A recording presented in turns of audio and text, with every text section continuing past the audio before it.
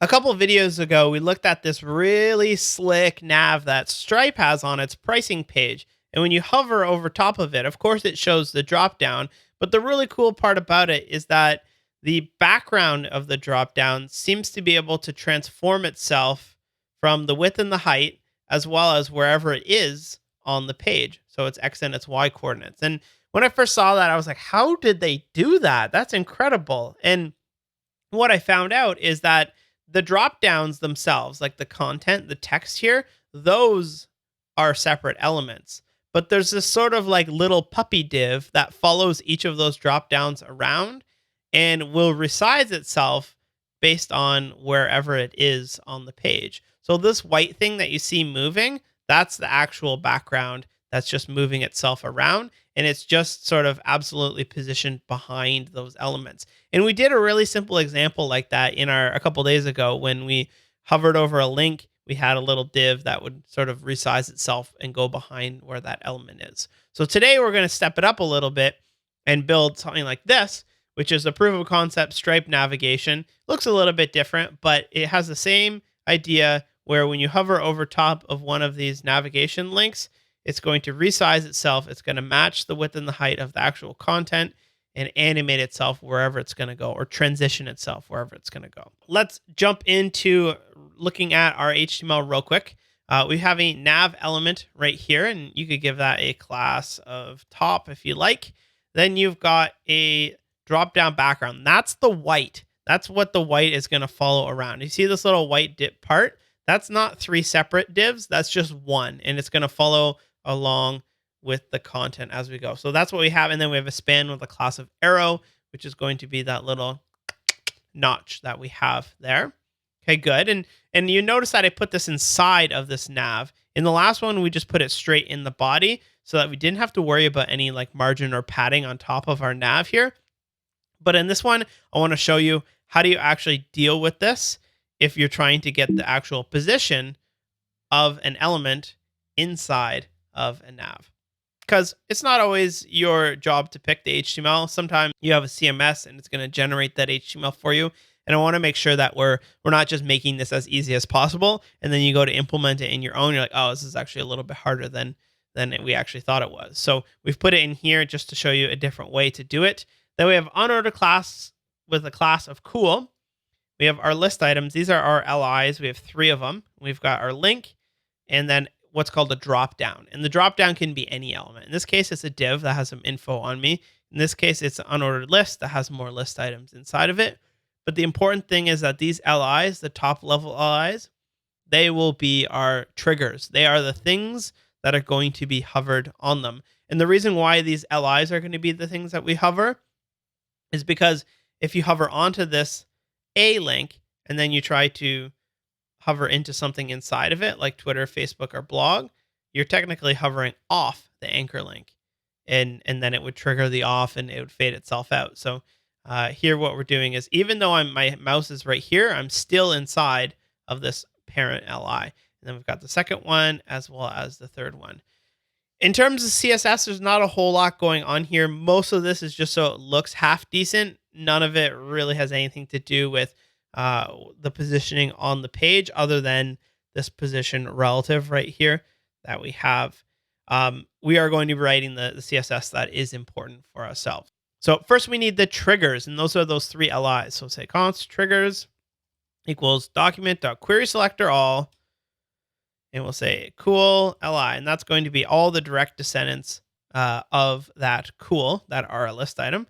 And then we also need to grab the drop down background, which is that white div. So we'll call that background.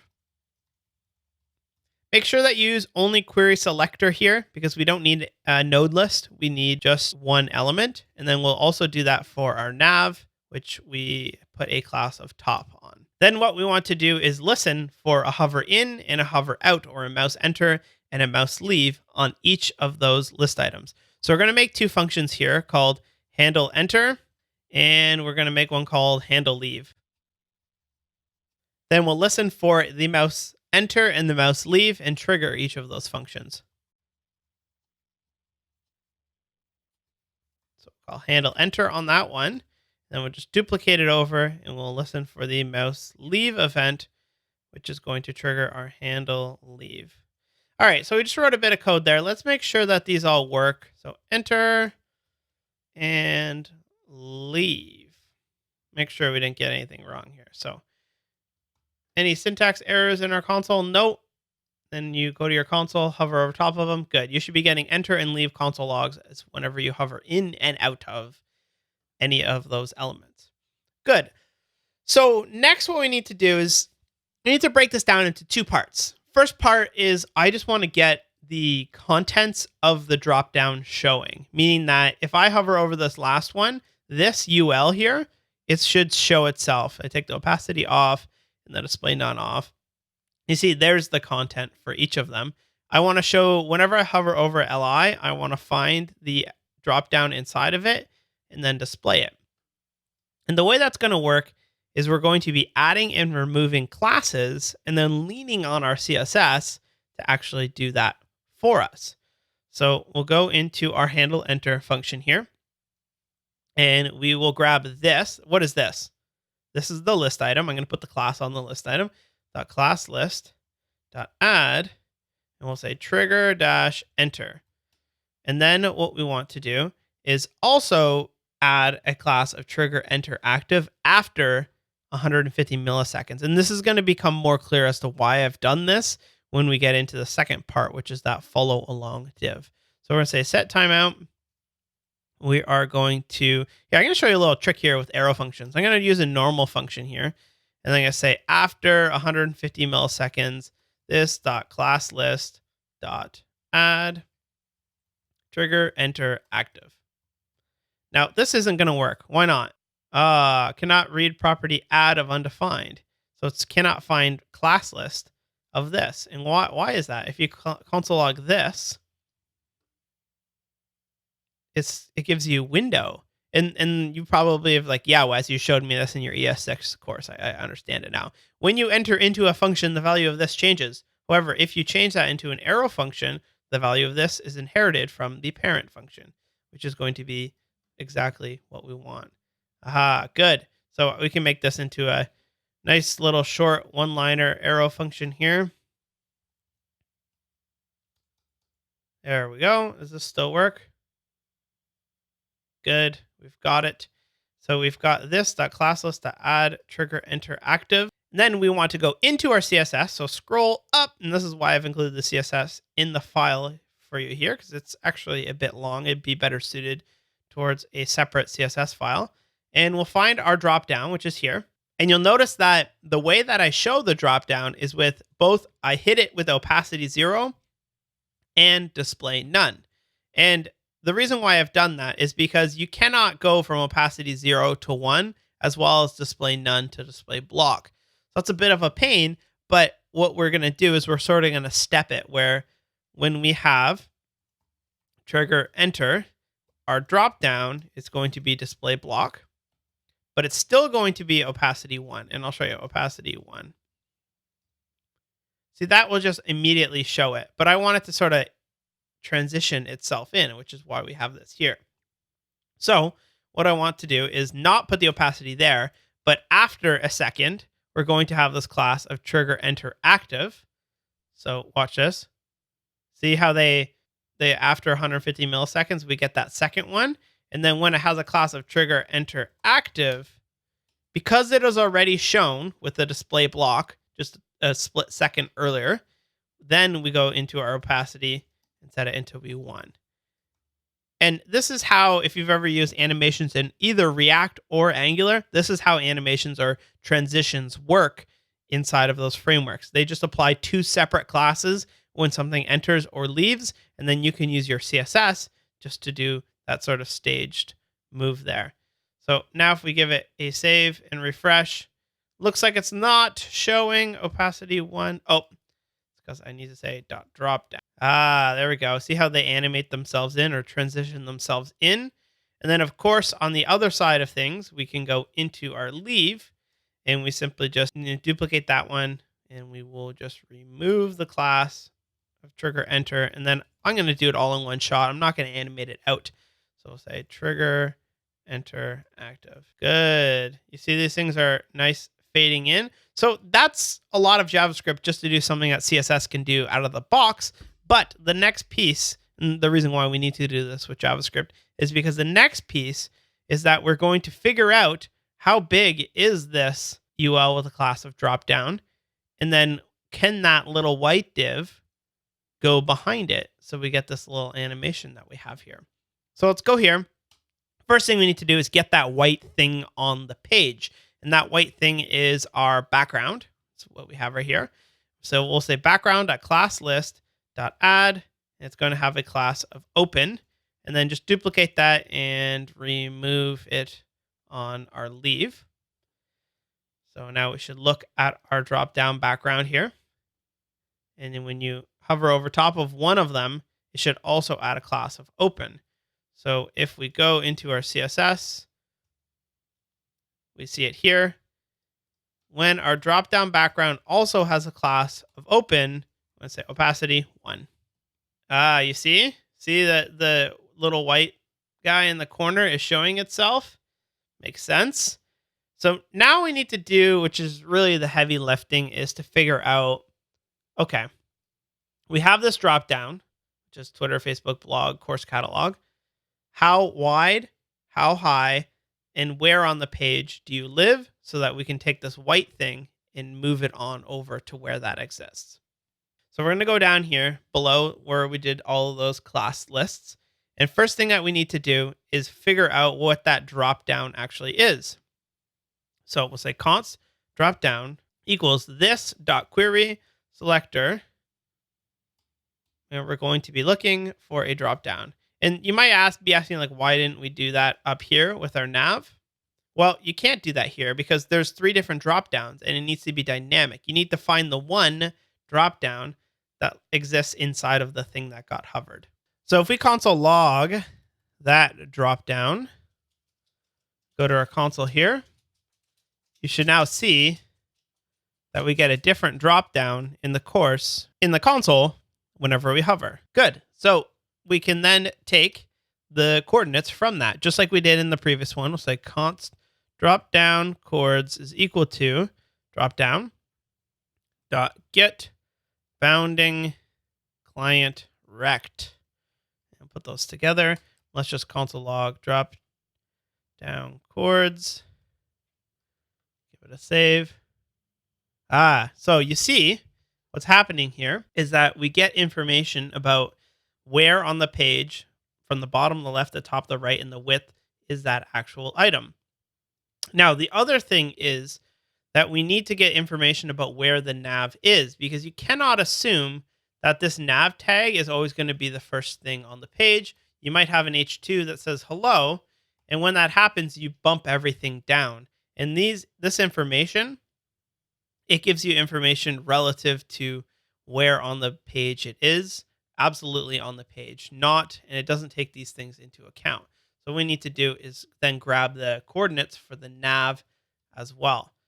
So go down, down, down. Const nav chords is equal to nav.get bounding client rect. We should also have the coordinates for the nav. And the reason why I do that on every single time, something might change. Sometimes you have a banner that opens and closes. You can't assume that it's always going to be the same on page load as it is when you hover. We got these nav chords as well. Let's console log those. Good. We've got that. And then what we need to do is figure out where are the chords for everything. So we're going to put those 2 coordinates that we just got together. Const chords is equal to, and then the height is just going to be equal to the drop down chords dot height, and the width is also going to be drop down chords dot width. Let's just stop it there and work with the width and the height before we get any further. So now that we have the width and the height here, we can just take our background, which is that white thing. We can set the style, and we'll say dot set property. And we're going to set the property, the width, to be chords dot width. And we're also going to do that with the height. And that doesn't seem to be working. How come? Because you need to give it pixels. So you could just wrap these suckers in a template string and add px to the end. That should do it for us. Look at this. So when you hover it, it will know how big and how wide that actual element is. And that's another reason why we do that sort of two-stage adding trigger enter and trigger active, so that when you enter it, even though it's not shown on the page, it's display block, and we're able to get these bounding client rects from it. Because otherwise, if it was hidden, you can't tell the width and the height of a hidden element. So it needs to be on the page, even if it's visibly not there with opacity. So we've got our width and our height. And the reason why that is animating itself, if we go up to our CSS here, you see this drop down background. I have a transition of the opacity is half a second, and then everything else is 0.3 seconds, and the translate is 0.2 seconds. So if I make that 2 seconds and make this one 3 seconds, the width and the height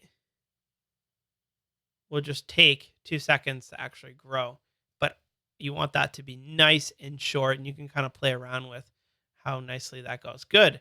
So that's working. And then the last piece of the puzzle is actually working with the top and the left values. So if we go back down here, we say the top is going to be, let's just say drop down chords dot top. And the left is going to be the same thing. And then we have to go down here and set our transform, because this is a CSS property, is going to be, normally it would be translate, and we would give it our X and our Y. But in our case, it's going to be chords dot left px, comma, chords top. So give that a save. Seems to be working. But if I were to go up here, again, just do what we did before and maybe put like a H2, say like cool. Now, see how everything is messed up? And that's because the coordinates that we get are off a little bit because that navigation is pushed down. So you can't always assume that everything's going to be anchored to the top of the actual page. And that's why we've went ahead and grabbed this nav coordinates right here, because we need to take our drop-down chords and then offset them with the top nav. So if the top nav is 30 pixels, we know it's been bumped down 30 pixels. So the value, the top of this white box, needs to be moved up 30 pixels. And same for the left nav chords dot left. And those two values are just going to offset them, and it's going to perfectly put itself. Aha! Buttery smooth. You've got it going on. This is probably the hardest part that took me a while to figure out.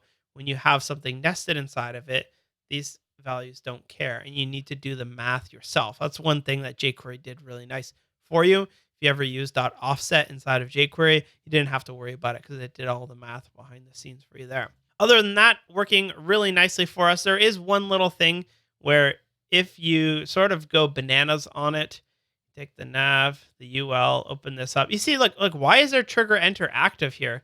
And if you like really mess with it, like go really quickly, you'll see like, okay, sometimes you see the content before you actually get to it. And then if you mess with it, sometimes you're going to end up with an active here.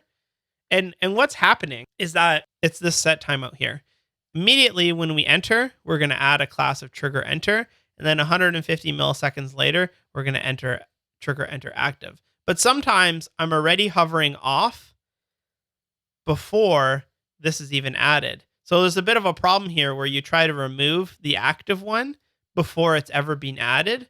So you run the remove, and then a little bit later, you actually add it on. That's a bit of a pain. So what we want to do is take this function that we're running here, put that into its own, and we'll say if this dot class list dot contains trigger enter, then we want to add the class of active. And then you can see it. You can just go to crazy with it, and you see that you're never seeing the content too early because that active one is never being added, and you never see them on here. Another way that I like to write it is it's a little bit more, it's a little bit shorter, where we'll take it back to what we have here. Take that, take the if statement out, take this block out that we had here, bring it back to that arrow function. And what you can do is you say this class list that contains trigger enter and this class dot add. And that's sort of short circuiting this, where If this is true, then this will run. If this is false, then it doesn't bother checking the second one. So it's a bit of a hack there where you take advantage of this Boolean and, but that means that the add will never run unless it actually contains trigger enter. It's just like the if statement that we have there. And things. Oh no, I broke it. Token. We got too many tokens. Is it that one? Maybe. Yes. There we go. Working nicely for us. So hopefully you enjoyed that one. I really liked it. I think that the people that work at Stripe, they have, if you look into it, if you notice, like when you just hover into it, they have this like really cool sort of fold down effect that they have going on. And I think that their code is probably 6 or 7 times as large as this. But if this is something that you love working with, which is coordinates and timing and all of that, I would definitely encourage you to try and make that little fold down animation work as well. Thanks so much, and I will see you tomorrow.